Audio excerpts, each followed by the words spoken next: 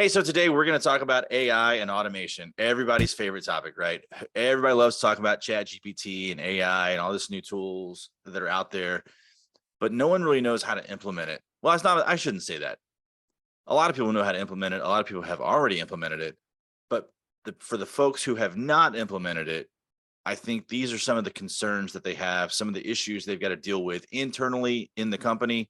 And so we just want to kind of shine some light on it, what we've seen from our partners that have already implemented it, what we've done internally in our company to implement some of this stuff, and just kind of help you see the roadmap. If it's something that you want to do, hopefully this is going to help think through the hurdles and the roadblocks that have kept you from implementing this in your company. Right. Number one is, let's recap, why do you need automation? Right. Yeah. I mean, and I think this is probably, most people probably know this, but what we want to talk through on this is systematically, why do we need automation in our business? Pretty much in every business out there. There are things you can automate in your business. I will say, no matter what your business is, there are processes and systems that you can automate. And so, especially in today's world of massive turnover and, just staffs being stretched thin, in order to be an efficiently run business, you have to be a process-driven business, not a people-driven business. Would you agree? I would totally agree. And I think when you said they need to be process driven and not people driven, there's probably some senior living VPs or local marketing directors who kind of cringe at that, because saying that you do not need to be people driven is just kind of sounds like blasphemy in this industry. Because Well, how many times have we heard, hey, at our community, we're very relationship focused. 100%. And I'm glad you brought that up, because being process driven does not mean not being a relationship focused business. All it means is, how can we make our relationships stronger using processes and systems? That's Right. all that means. So I'm glad you brought that up, because I am not saying that you don't need relationships. I want to repeat that. We all know in senior living and in most sales, especially high ticket sales businesses, building a relationship is key. But let me ask you this: what's going to build a new relationship faster? When someone reaches out to you and you don't follow up with them for hours or even days or ever, right? Or a system in place that gets them the information they need when they want it, how they want it, and when they want it, using automation and systems to then put that relationship in on a tee, if you will, right? I just got done coaching my daughter's t-ball team. So if we put that conversation on a tee for you, are you more likely to hit it out of the park? Or do you want your conversation to start with something like, "Hey, Luke, I'm so sorry. It's been crazy around here. And I apologize. I didn't get back to you sooner." So that's one, but it's all manual. So it's all great relationship building, right? Or number two, they get a text message within 2 minutes of them reaching out to your website. Yep. And it says, "Hey, Luke, this is Dallas. I just saw you XYZ," whatever they did on your website. Yep. "Love to learn more about how we can help you and your family. Do you have a second to hop on a call?" Blah, blah, blah, blah, blah. Right? Like, it's which one of those is going to feel better to your prospect, right? Yep. And we in senior living already kind of sell a version of this to the leads and tours that come in. So I know you've had this conversation with someone that's coming to your building for a tour, and you've tried to explain to them, if you want to give more freedom to your mom and dad, they'll get more freedom by being in a community like ours, for assisted living, memory care, instead of being in their own home. Because you would think in their own home, they're going to have more freedom. But the reality is, when you come into the community with structure, with team members who are going to be there for them, that's when they're going to have more freedom. And you and I, other people, we all get other that. people, right? Other residents they're living with. You have Yes. more freedom. Like, yeah, you're Yes. 100% right. It sounds like contradictory to say that you're more free outside of your home. It's the same thing here. It sounds contradictory to say you can build more relationships by using automation, but it is 100%, because not only is it going to get that conversation off on the right foot right away with a very quick response and a very personal response, but it's also going to free up your time to spend more time having conversations with people that are interested and have visited your community. It's going to give you time right now. I mean, so many sales directors are just so stretched for time, right? We hear this over and over again, and this is one of the things we hear from people who embrace our tools and, kind of listen to our best practices. They're like, "Oh man, I have so much more time now to do in-home visits, to have longer tours if I need to spend more time on the phone with people that I've met with twice, 3 times, 4 times, whatever, and answer their questions, address their objections, all that kind of stuff. Spend your time on that, automate the front end, and get those conversations kind of weeded out, figure out who's ready to chat, who's not. That you can automate that to a very, very high degree now with a Yep. combination of AI and um, automation. Yep. Now, I will say one of the things that you need to do first internally as a company is decide what can you automate and what will you automate. And so for so many people, because they're a people driven business, and what I mean by that is you rely heavily on your sales directors to make decisions at the community level, and you don't have a system in place as a company. So Yep. when that happens, it does become hard to automate things because everything's different. You're solely at the will of your sales directors. And so, being able to step back and say, hey, you know what, we've got 10 communities, we got 15 communities, we got 2 communities, whatever you've got. What is the best system? Right? Figuring out that system is the first step. And then say, okay, now what can we automate here? Yep. That sometimes you have to do that first before you can put automation tools in place. Because if you put automation into a team that doesn't have a system in place already, you can set yourself up for a nightmare situation. Yep. Yep. And so I So, think, so go ahead. no, I was just gonna say, so a lot of times when we say, hey, why do we need automation? First, we gotta start with, well, what can we automate? Right. And if you're in a situation where, you are completely people driven, there are no systems in place, you're relying on very experienced salespeople to just do their thing kind of independently, I would urge you to rein that in, and let the marketing and salespeople, by the way, as part of getting them to buy into this, let them help build the systems. Right. Have a conversation and say, hey, what's the who has the most success following up with web leads? Okay, cool. What do you do? We'll call her Susan. Let's say Susan's really good at following up on web leads, and the other people really struggle. Okay, Susan, how do you do that? What are you doing differently that makes it work? Great. We're going to put that system in at all of our locations. Now, what can we automate from that? And then you say, hey, you know what, Jill, you're really good at converting more of these leads into a tour. What are you doing after after the lead? What are you doing to get more tours? Great. Let's build that system. And then other people may say, hey, you know what? You might want to try doing this, or you might want to try this. Great.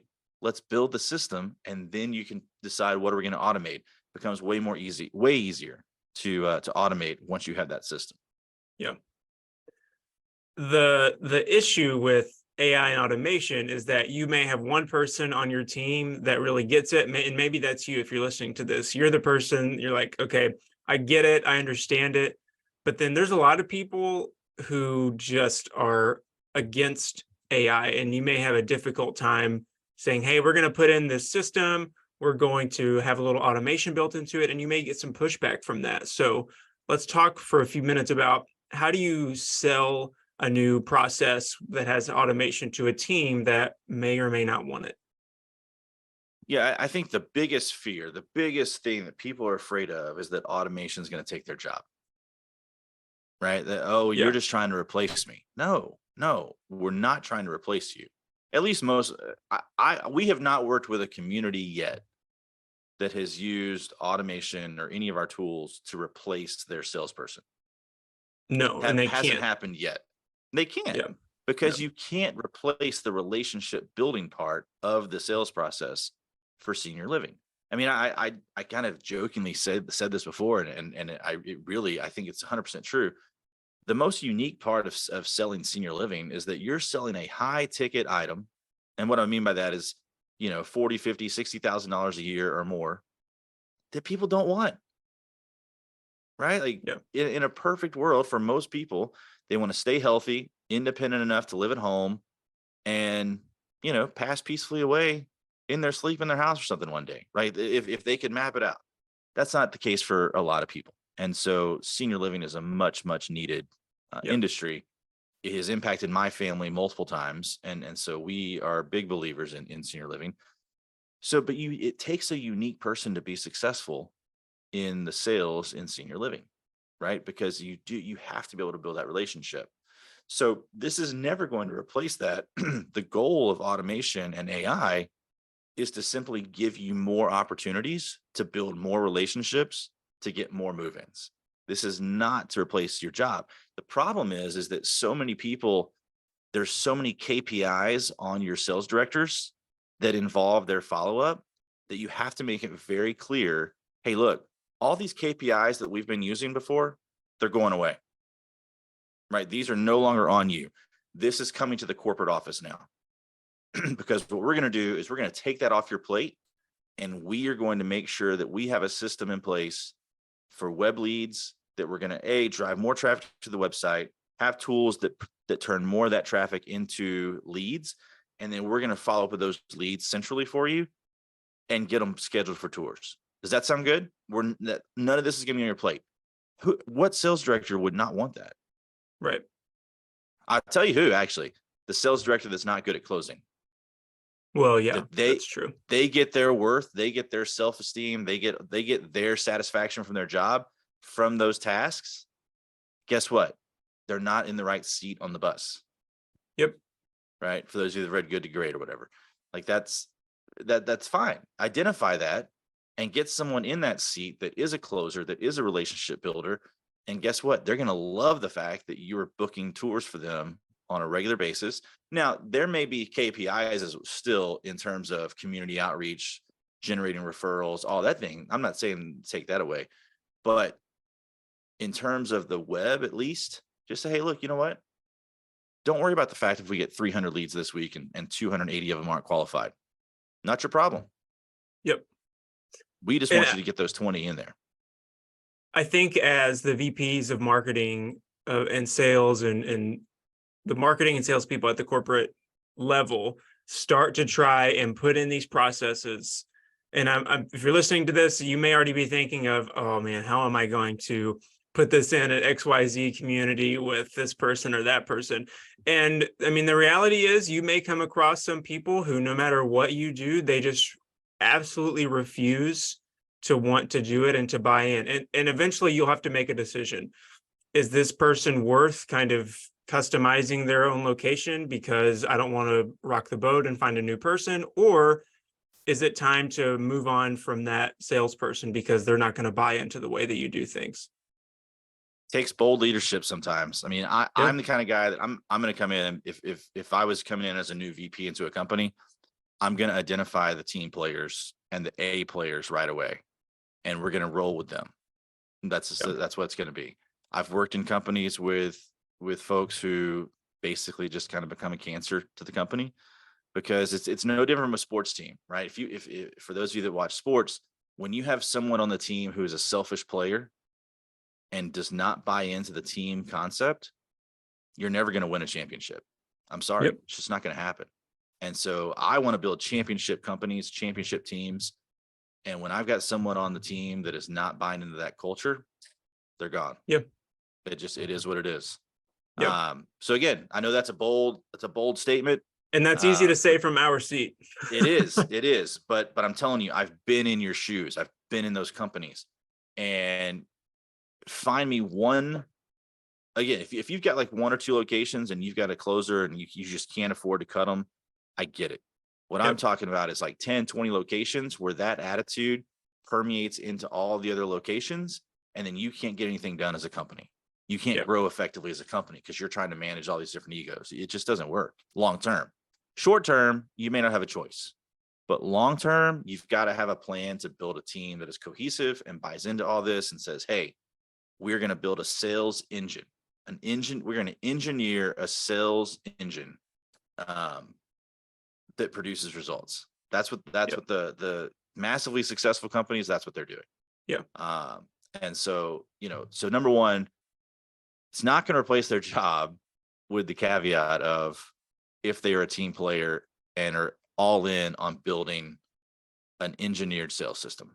Right It now, may change their day to day, like some of what they've been doing, but it won't replace yes, it. Yeah. yep. Again, so that's where you're going to make their job better because it's going to be more Yep. efficient.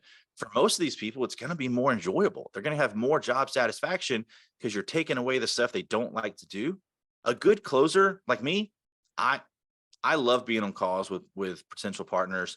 I love having visionary conversations about where they want to go, what they want to do. Let's strategize it. Let's build it. I am not a good follow-up person manually. That's why we have systems in place. I've got people in place to help do that for me because I'm not good at it. It sucks the energy out of me. I don't like doing it. And so if you've got good closers, they're probably going to love this because it's going to make their job easier. It's going to make Yep. they'll be happier. I mean, they get to have 10, 12 conversations a day with families that might move in. They're going to love that. Yep. Now, the problem is they're going to have some psychological baggage, a lot of them, that they've been told before in another company or maybe even your company, but they've been told before, hey, I need you to do these 20 follow-ups a day, these 30 follow-ups a day, or you're not getting your job done. I would disagree with that. If they're having 10, 15, 20 conversations a day with leads that are active and looking and thinking about it, that's your job. Yep. That's what your job is. Right. And Yep. so you may have some psychological stuff there too. But when you get them into this, they're going to buy in so quickly Yes. once they understand this. So Yeah, absolutely. I mean, at the end of the day, you want your salesperson to be spending as much time as possible actually selling the community.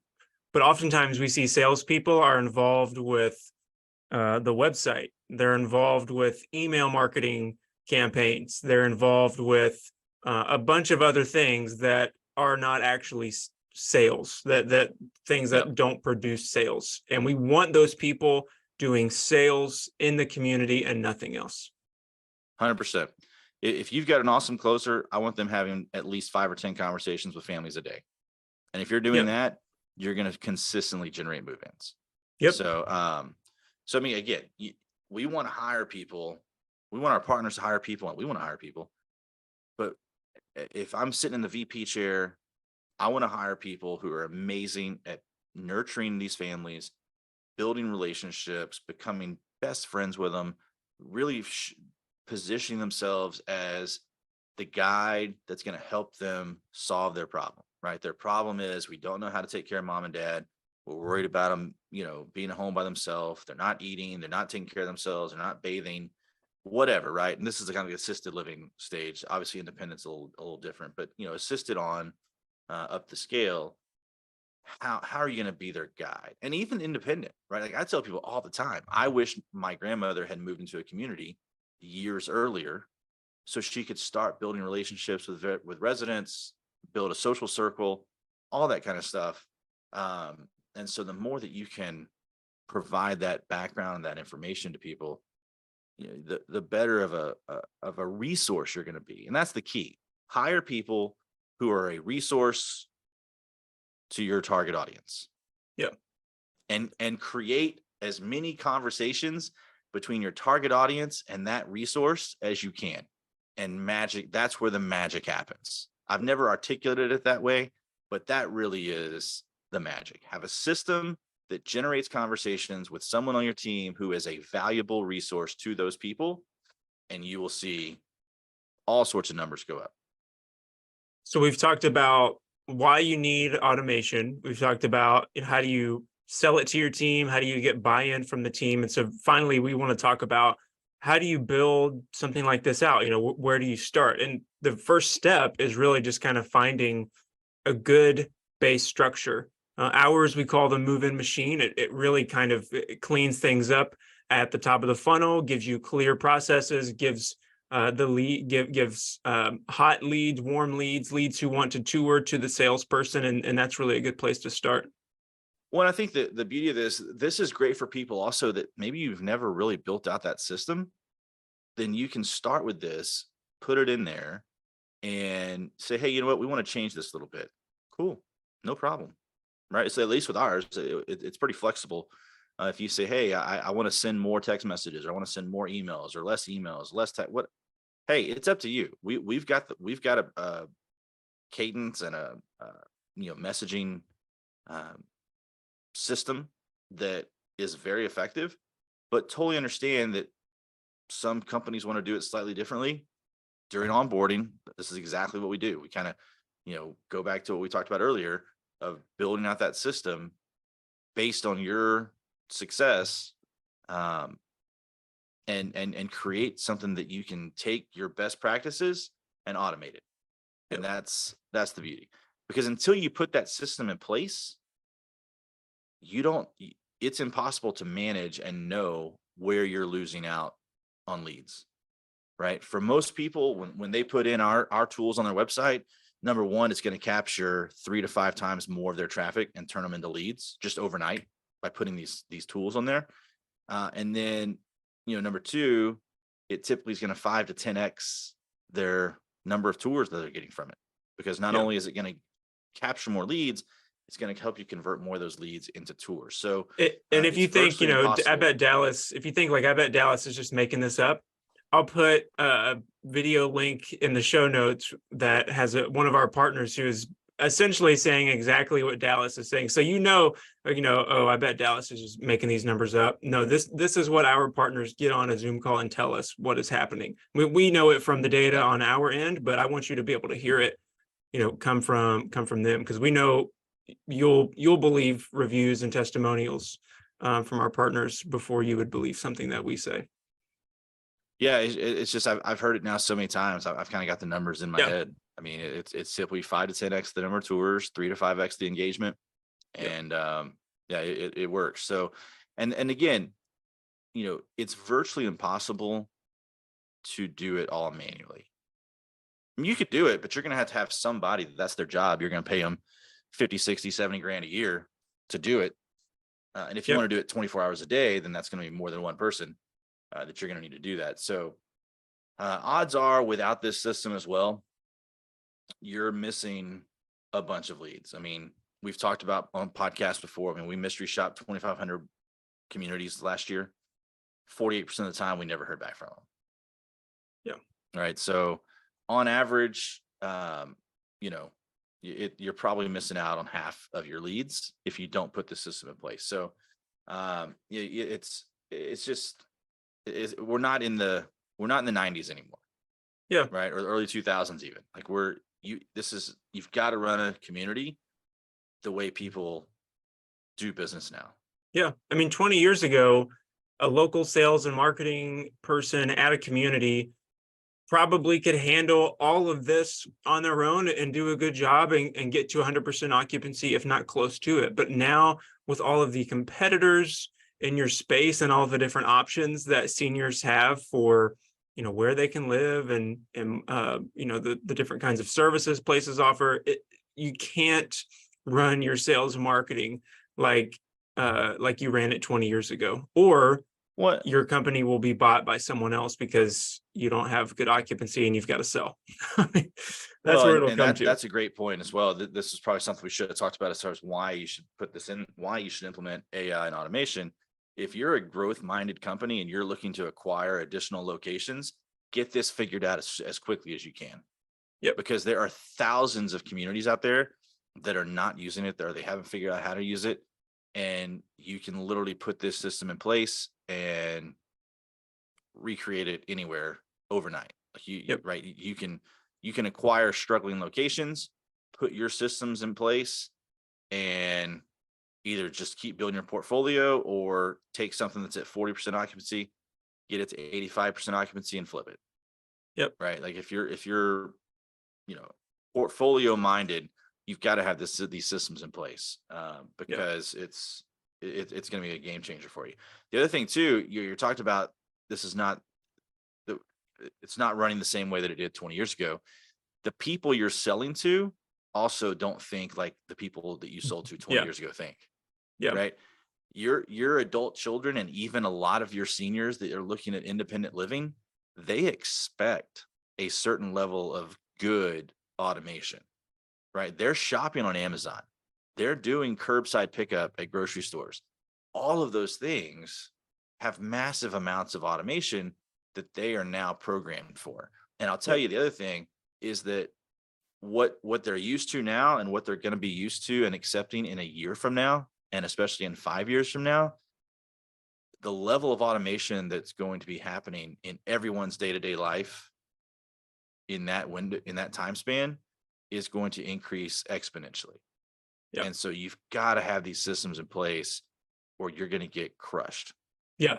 And the Like, key of I know what you this kind said, of, we're kind of going back to why, but go ahead. I mean, the key to what you said is people expect it, but they also expect good automation. So, I Yeah. mean, we've all experienced automation when we book something online. So maybe you schedule a night at a hotel and you get that initial confirmation email, and we all know that's automated, right? No one is sitting down and typing out all those details. That's automated, but that's not necessarily good automation for a senior living community. What would be good is someone goes on the website, they schedule a tour, and then maybe a little message box, they say, I'm looking for a place for my dad. He really enjoys playing card games. And maybe that's all they put. And then in an automated email they receive 2 minutes later, hey, my name is Luke. I'm the salesperson here. I saw that your dad really enjoys card games. That's great. We've got a group of guys here that plays card games every Tuesday night at 6 o'clock. And I think that he'd Yep. really enjoy that. And that's good automation. And that's I mean, honestly, that's what the move-in machine can put in for your community. Well, and I think what you're talking about, especially, is like the two-way dialogue that it opens up. I mean, we see all the time the bounce rates for senior living websites are pretty high, and I think it's mainly because they don't get the information they're looking for. It's not clear. They all look the same, by the way. The vast majority of senior living community websites all look the same. They've got like a drone photo of the building. They've got maybe a chat widget, but it's like an old school chat widget that just has kind of keyword optimization. So if they type Yep. in Medicaid, it'll respond with a standard Medicaid response. It's not conversational enough. Yep. And so when you have a two-way operational chat widget, again, like the moving machine that we use with our partners, it really changes that to where let's capture more of the people while they're on your website. Let's give them a good experience. Let's give them, you know, a way to get the information that they're looking for quickly and accurately. And guess what? You're going to capture them and turn them into a lead instead of them going from community to community website, not finding what they want, and then they're going to go to an aggregate that then is going to sell you that lead for $4,000 or $5,000 for that first month of rent, right? Open up that conversation instead of them needing to feel like they have to go outside of your organization to find a resource that they can trust. Give them a resource they can trust. That's it. That's all this comes down to, right? I mean, I'm kind of having my own epiphany here on this podcast today. Make your website a resource they can trust to connect them with a person that is a resource they can trust. That's what this comes down to. Yeah. Yeah. But too often So, we see that websites are built to try and get to a level of trust that's really better suited for the salesperson. We instead want of it that. being suited for the prospect. Exactly. Yeah. So So that's a big thing too. Yeah. I think, a lot of times we've had discussions with prospective companies and partners alike, that they've set their website up to be easier for their sales team, instead of setting it up to be easier and valuable for their prospect. Yeah. Right. Yep. So, Yeah. I think that this is a great, and again, why you need it, how to sell it and get your team on board internally to try this out. And then again, to how do you do it? Number one, find something that's a good base structure to build on.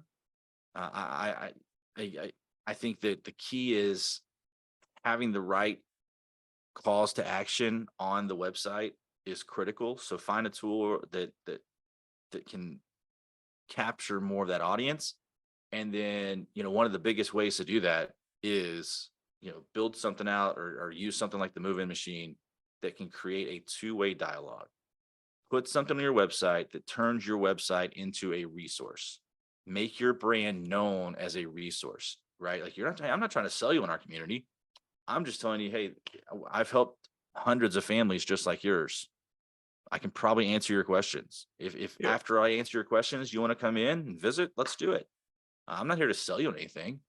Be very open. Say, hey, look, the last thing I'm going to do is sell you on something you don't need. Because guess what? You're going to leave in the first couple months because you don't like it. You don't need it. Right. And so again, if I could sum this up into one sentence, have automation on your website that turns your website into a valuable resource for the prospective families that are looking at it, so that you can book more calls and more tours with your team, who is going to be an even more valuable resource for them in their journey. That's it. Yep. That is what automation comes down to. Yep. Yeah. So hopefully, if you're listening to this, we would highly encourage you to move automation implementation to the top of your list, because it can make a dramatic impact, and it can make an impact very quickly. This is not something that takes very long to implement. So, and give us a shout. We'll let you use our tools for free for 30 days. Yep. Right. Take it for a test spin and try it out. I mean, one of our partners, after it was on their site for 90 minutes, they were like, oh man, this is fantastic. I want to put this on all of our locations. Great.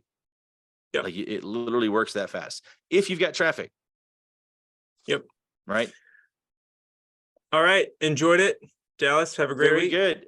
Hey, by the way, real fast, I want to add, go back and look for our other podcasts. So we talked about how to get more traffic to your website. So if you don't have traffic to your website, that's step number one. You can do them simultaneously, right? But if you have like no traffic coming to your website, it's not going to do you a whole lot of good to put a tool in there that's going to convert traffic. All right. So you have to have those two strategies hand in hand. But yes, always good chatting with you, Luke, and look forward to doing this again next week. Sounds good.